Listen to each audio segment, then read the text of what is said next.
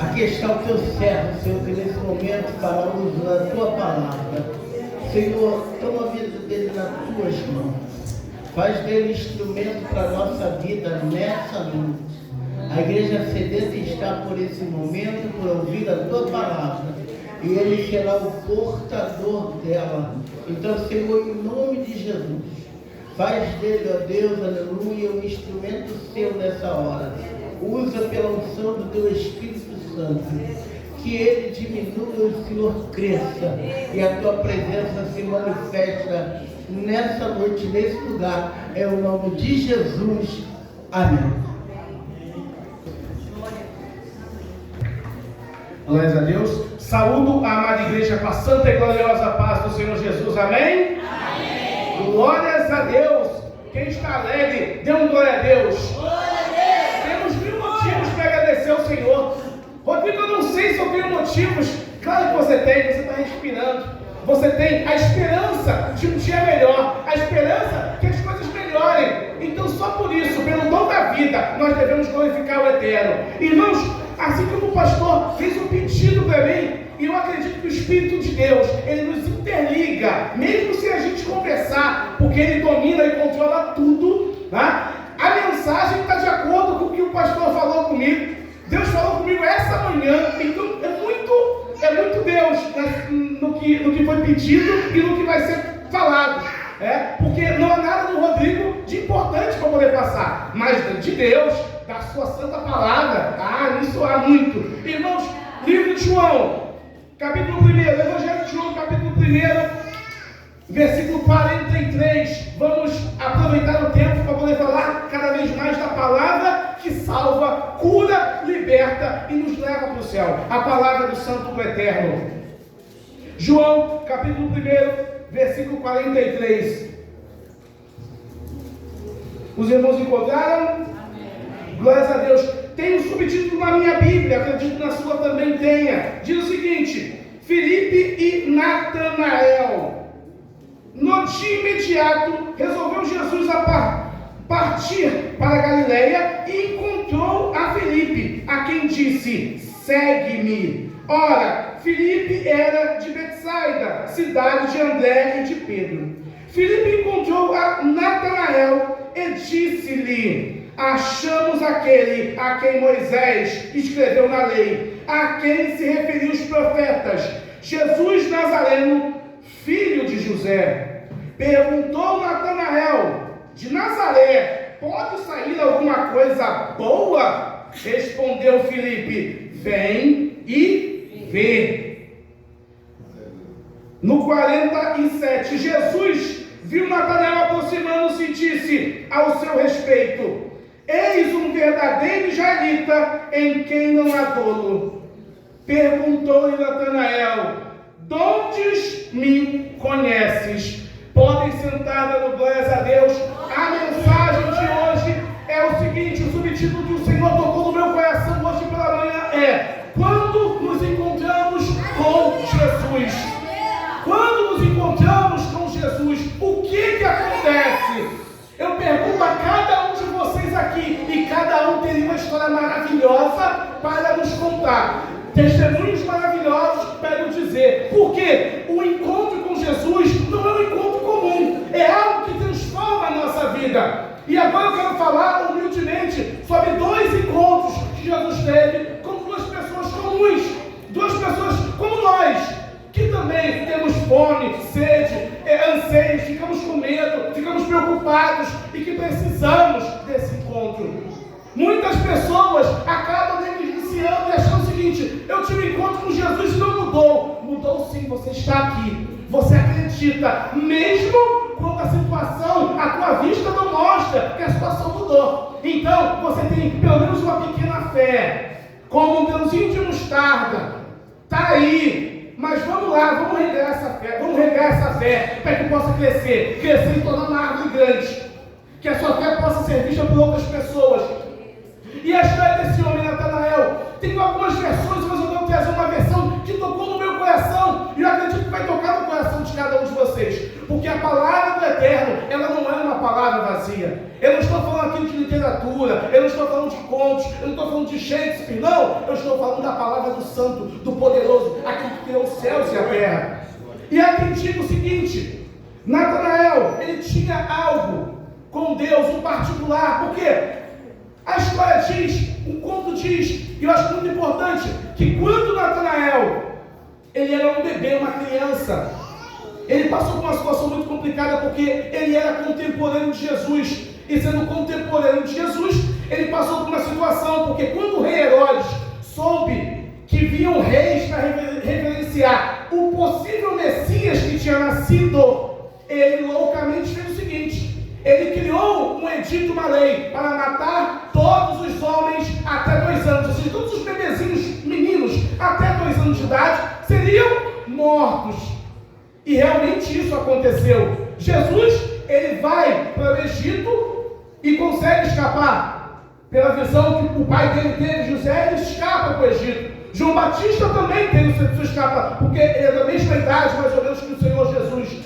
E esse menino tinha um histórico muito importante, que sua mãe, desesperada, sem saber o que fazer, ela pega aquele seu menino e coloca debaixo de uma figueira e o cobre com folhas de figueira, e os soldados vão atrás de todos os meninos daquela época. Rodrigo, mas como eles vão encontrar todos os meninos? Se você lembra que quando Jesus nasceu, foi feito um censo, onde cada um foi para a sua cidade natal e foi levantado quem você era filho, quem era seu pai, quantas crianças você tinha. Então esse recenseamento fez com que aquele governo tivesse o número de pessoas que existiam naquele território. Então vamos lá, vamos na casa, Deus me livre, na casa do Rodrigo, ele tem 2 filhos meninos, então vamos lá, um tem 4 anos, não vai morrer, mas tem um de 2 anos, esse deve morrer, porque está dentro da idade que pode ser o Messias que nasceu.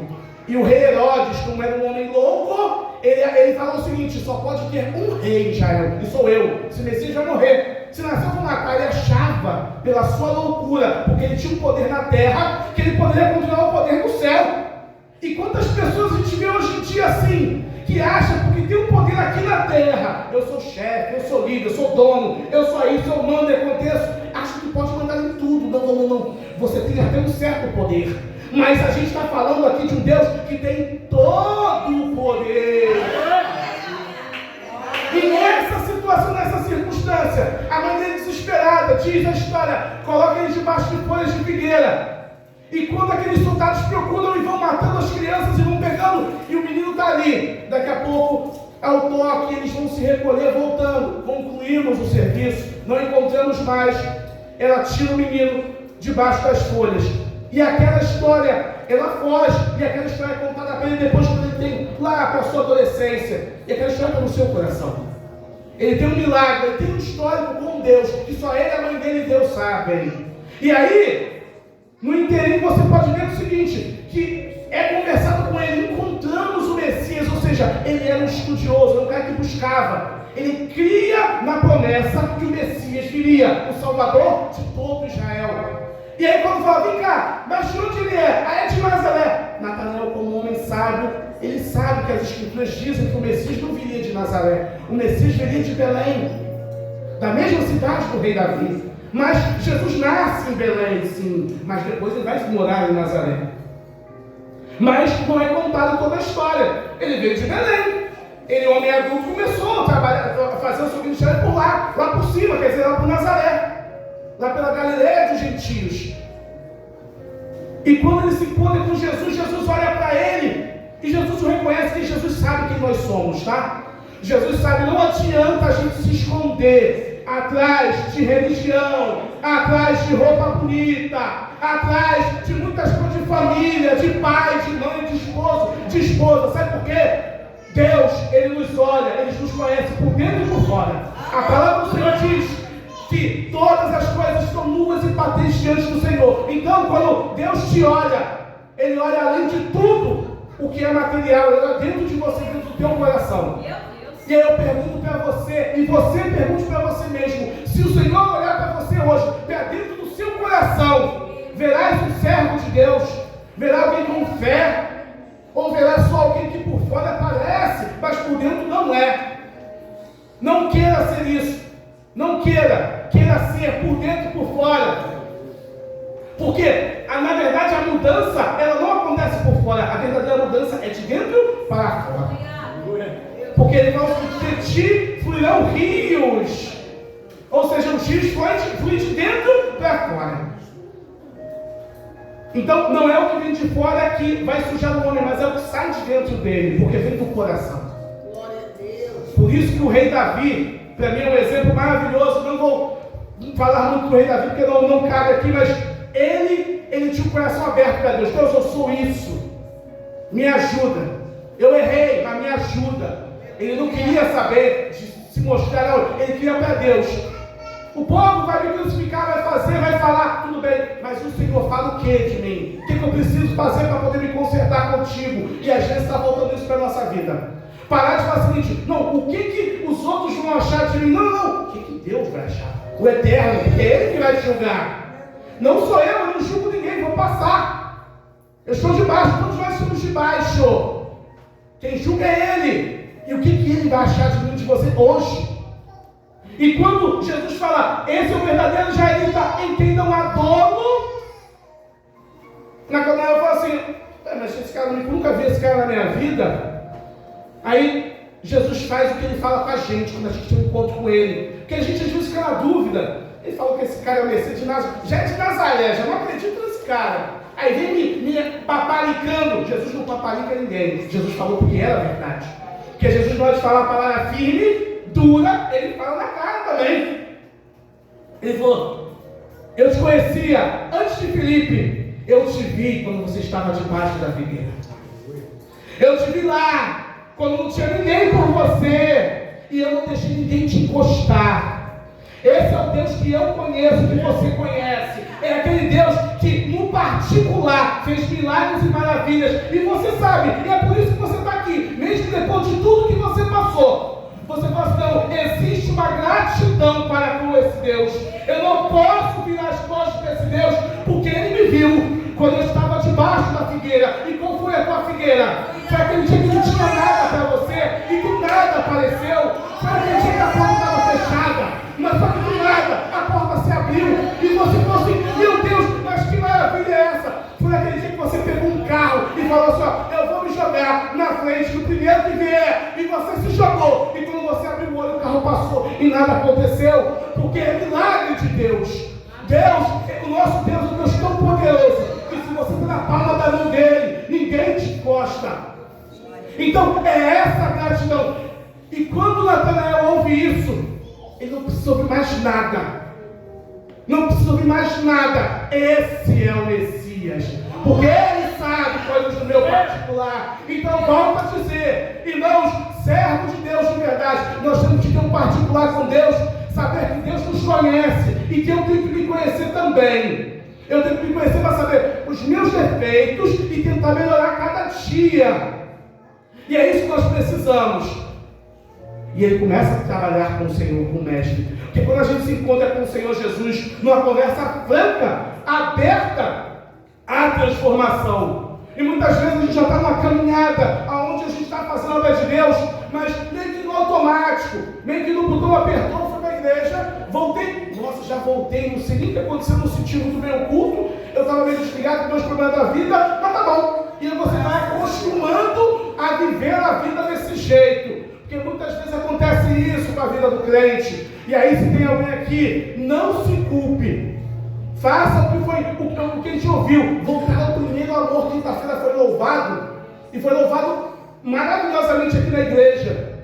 Eu quero voltar ao primeiro amor. Porque o primeiro amor faz você entrar na igreja e você estar feliz. Igual o pastor falou, você sentiu o culto, você está feliz aqui porque é um louvor, porque as crianças, porque tem uma palavra, porque você sente o poder de Deus e aquilo vai te renovando, te transformando. Mas quando você já esqueceu o primeiro amor, porque às vezes eu tenho uma certa idade, isso é coisa já de menino, isso é coisa de menina, eu já tenho. Não, diante do Senhor, todos nós nos tornamos uma criança, ou deveríamos nos tornar.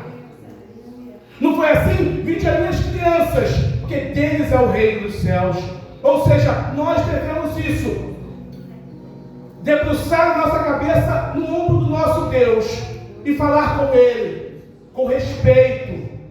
Mas falar: Senhor, eu preciso da Tua presença, eu preciso te sentir. Eu não aceito vir na Tua igreja, na Tua casa de oração e não sentir. Vejo que está todo mundo interligado e eu estou em outro lugar, estou muito preocupado com as coisas lá de fora. Não se preocupe com as coisas lá de fora. Buscai primeiro o reino dos céus e a sua justiça, e as coisas vão ser acrescentadas.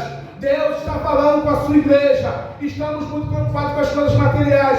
Desde que o quebra-cabeça das coisas materiais, Deus vai dando sabedoria. Vamos fazendo as coisas que Deus pede para que a gente faça com a nossa força. Cada um tem uma força. Uns parecem mais fortes, outros parecem não tão fortes. Mas às vezes, esse que é fraco, ele faz algo que consegue tomar tudo. Quem imaginaria que Davi ia vencer o gigante? Numa aposta ali, tudo bem que a aposta é errada, mas brincando. Quem ia colocar o nome de Davi? Poderia colocar o nome de qualquer um daqueles soldados. E nenhum soldado foi uma pessoa que nem esperava. Quem imaginaria que seria Gideão?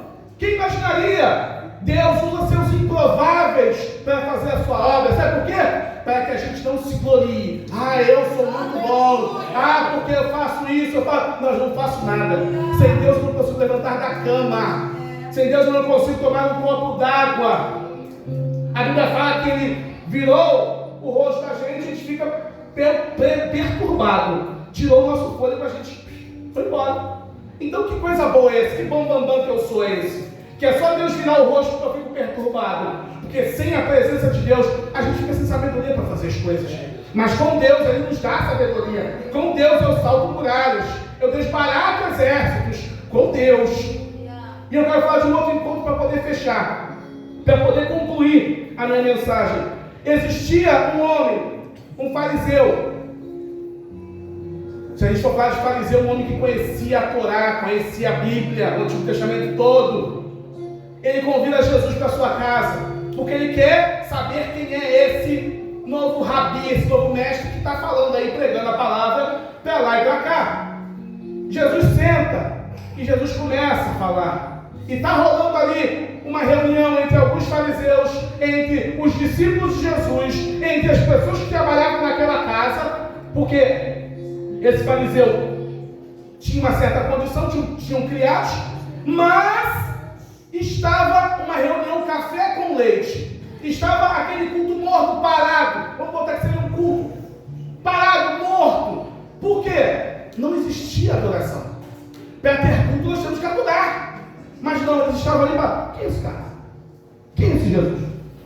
Não sei não, essa roupinha dele aí, roupinha comum, está falando, vamos ver o que é. Mas tinha uma mulher que ouviu falar de Jesus, que estava na cidade, e estava na determinada casa. E aquela mulher, de fama não muito boa, ou de fama nada boa, ela faz o seguinte: Jesus está lá, então é para lá que eu vou, porque é a minha única saída.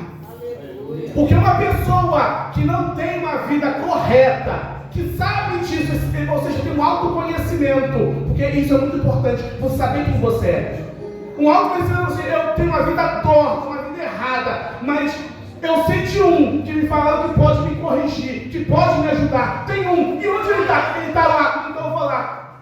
Mas lá é a casa do fariseu, daquele, vamos botar, aquele crente bambamão que se sente, né? Mas a gente sabe muito bem o que o fariseu significa, né?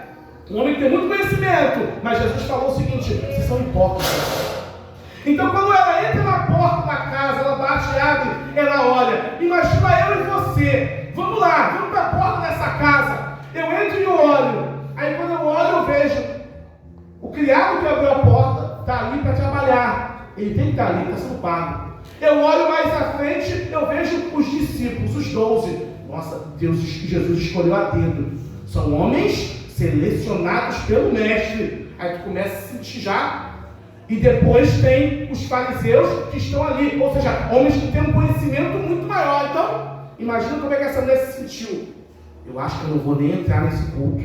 Só tem gente salva, só tem gente liberta, só tem gente da unção. Quem sou eu para entrar no meio desse? E depois no final tem Jesus. Quantas vezes, quando eu comecei na igreja, eu também não me sentia assim. Pô, vou na igreja, pô, mas só que eu estou errado, só tem gente certa na casa do Senhor. Só tem gente boa, só tem gente com a vida resolvida na igreja. Aí tu pensa, eu não vou hoje não no culto não, porque eu me sinto até mal lá. Todo mundo com unção, com poder, e eu, só eu sou um pecador, não tem graça. Eu me sinto mal. Mas essa mulher fez o que? Ela rompeu. Sabe por quê? Às vezes a gente olha e julga por vista. Vamos parar para poder ver por dentro. Por quê? Como é que a gente vai ver por dentro? Porque a palavra de Deus fala. Tá? Eu não estou julgando ninguém, eu estou falando que a palavra de Deus fala. A palavra de Deus fala dos apóstolos. Todos eles tinham defeitos a montão. Um, se pudesse matar, e matava. O outro pegava o dinheiro. O outro, ele extorquia. Ou seja, era esse que Jesus escolheu. Mas eu, quando olho, só vejo homens santos. Entende? Daqui a pouco vamos para os fariseus. O fariseu, ele conhece, ele é isso que Jesus fala. Vocês são sepulcros caiados. Por fora muito bonito e por dentro todo sujo. Ou seja, era esse tipo de pessoa que estava dentro daquele culto ali. Era esse tipo de pessoa. Então, eu falo o seguinte: somos todos iguais, cada um tem o seu defeito, o seu problema. Então não devemos nos sentir rebaixados, humilhados. Mas eu já me senti assim. Quem já se sentiu também sabe. No meu começo, eu falo, todo mundo é crente, todo mundo é santo. E eu até ficava preocupado de falar com as pessoas. E essa mulher, ela não sabia quem era crente, quem não era, quem fez, quem não fez. Ela olhou, viu todo mundo, mas ela viu no final, viu Jesus. Ela falou, preciso ter um contato com ele, eu preciso me encontrar com o mestre. E quando ela chega diante de Jesus, ela vai por trás, para não atrapalhar, sabe? Porque ela não está ali para atrapalhar o culto de ninguém, ela não era ninguém. E ela vai lá, e vai chorando, e vai molhando os pés do mestre, e vai molhando os pés do mestre, e vai passando o seu cabelo para poder secar. E para completar o serviço, aquele serviço completo, ela pega o perfume lá e unge o pé do mestre. Ou seja, serviço completo de alguém humilde, de alguém que sabe o lugar que deve estar. Mas ali tinha um monte de gente muito santa, muito boa, que estava ali para poder analisar quem é esse Jesus, quem não sei o que, eu sou escolhido, e muita gente boa. Se esse homem soubesse quem é essa mulher, se ele realmente fosse profeta, ele saberia. Esse foi o julgamento do fariseu. Ou seja, julga por vista. Nós temos que julgar pelo Espírito, pedir a Deus discernimento, porque muitas vezes o conhecimento da palavra só por si só não basta. Temos que pedir discernimento para poder entender, porque senão a gente cria heresia. E foi uma heresia falar o seguinte: se Jesus fosse profeta mesmo, ele saberia quem é essa mulher.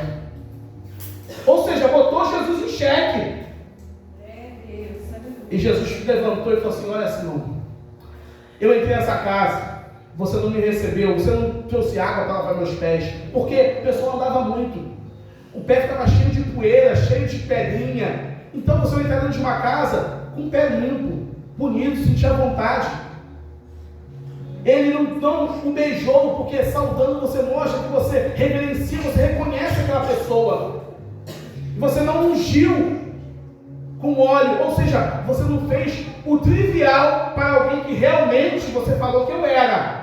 Você falou que eu era, eu quero te conhecer, você é um rabi, você é um mestre, mas você não me tratou como mestre. Mas essa aí, sem ter conhecimento, sem ter o lado espiritual aflorado, não, essa que veio, se rebaixou, se humilhou, beijou meus pés, molhou o sul com as suas lágrimas, secou com seus cabelos, depois ungiu. Ela mostrou o seguinte: ela me honrou aqui. Então eu digo para ela que os muitos pecados que ela tem, os muitos pecados que ela sente que ela é, que ela falou o seguinte: esse é o mestre, eu estou aos pés do mestre, então vou reverenciá-lo como meu mestre. Que nós possamos entender como se reverencia o Senhor Jesus como mestre. Não é chegando por cima, não, eu tenho que chegar e receber aplauso negativo. Eu tenho que fazer com que o povo aplauda ele. Eu sou um instrumento, mas tem que aplaudir a ele. Quando o aplauso de Deus vem para mim, eu estou roubando a glória de Deus. E Isaías diz: a minha glória não darei a outrem, nem as imagens de escultura. Isaías 42:8. Ou seja, não tente pegar a glória de Deus. Não tente, porque um tentou pegar a glória de Deus, nunca caiu, nunca se levantou mais. Tentou pegar a glória de Deus lá, no começo, nunca mais se levantou. Não tem perdão para ele. E o interessante é que ele vai propor uma parábola e fala o seguinte: olha, tinha um homem que devia 500 e outro devia 50. E esse rei, sabendo que nenhum dos dois podia pagar, ele resolve perdoar os dois. Perdoou a dívida dos dois. Quem vai amar mais? O fariseu, sabedor de lógica, falou: é claro, o cara que deve mais, ele vai amar mais. Jesus falou: muito bem, porque a quem muito é perdoado, muito se ama. Mas quem acha que não tem pecado, não tem por que amar quem perdoou. Então, vocês se sentem realmente pecadores, que foram perdoados de grandes pecados? Vocês não, eu sou um cara muito santo, eu pequei pouco, então você ama pouco. Agora você assim: não, eu tenho muita gratidão por esse Jesus. Esse Jesus me tirou de um lamaçal de pecado, me tirou de um lugar tão sujo e escuso, me tirou de uma vida sem perspectiva e me trouxe uma vida com perspectiva. Amigo, você vai amar muito. Você vai ser muito grato ao Senhor Jesus. E o segredo está aí. O tamanho da sua gratidão está proporcionalmente relacionado ao que você sente como pecador ou sente na tua vida antes de Jesus. E isso, você sendo crente de berço ou não. Porque pai e mãe não converte ninguém. Chega um momento em que a criança, filho de crente, tem que tomar a decisão. Ele tem dúvida, ele não sabe. Meu pai é crente, minha mãe também é, eu vou para a igreja, eu acho legal tudo, mas eu não tive meu encontro com Deus. E você está perdido. Mas quando você tem, você fala assim: graças a Deus, eu me encontrei, eu entendi o que o meu pai e minha mãe sentem, e agora eu tenho essa gratidão. Que a gente tem que parar de achar que a salvação de filho de crente é automática, de neto de crente é automático. Não é, é individual, e esse sentimento é particular, correto? Eu não sou filho de crente, não. A minha salvação é de uma outra maneira, mas é a mesma coisa. Porque às vezes o filho do crente sofre muito mais do que quem vem de fora. Porque a pressão é muito grande. E esse tempo de maturação dele entender o resultado de fé, de encontro entre ele e Deus, acaba fazendo, sabe o quê? Ele fingindo que ele teve um encontro. Ele não teve, mas ele finge que teve um encontro. Ele vai fingindo, porque eu não posso falar, sendo filho de crente, que não tive um encontro com Deus. Ei! Com Jesus você pode ser sincero e falar: Senhor, eu queria te conhecer de verdade. Eu queria te conhecer, assim como Moisés pediu para ver a sua face. Eu queria ver a sua face, mesmo sabendo que isso é impossível. Mesmo sabendo, mas eu quero saber o seguinte: o sentido da minha vida contigo, a minha vida do meu ministério. Porque aí sim você vai ser bênção e vai ser honra na casa do Senhor. Se você tem essa dúvida, sendo filho de crente, ou não, eu tenho essa dúvida aqui, mas eu não posso falar porque isso é pesado. Você e Deus aí, no seu lugar, você fala: Senhor, eu não quero mais ter dúvida, eu quero te ver de fato e de verdade na minha vida, eu quero sentir a felicidade da sua salvação, eu quero sentir que quando eu fechar os olhos, eu estarei na eternidade contigo. Fale você e Deus. Porque o Evangelho é você individualmente com o Senhor. Porque naturalmente você vai servir a igreja, naturalmente você vai servir seu pastor, naturalmente você vai servir a sua comunidade. Eu agradeço a oportunidade em nome do Senhor Jesus.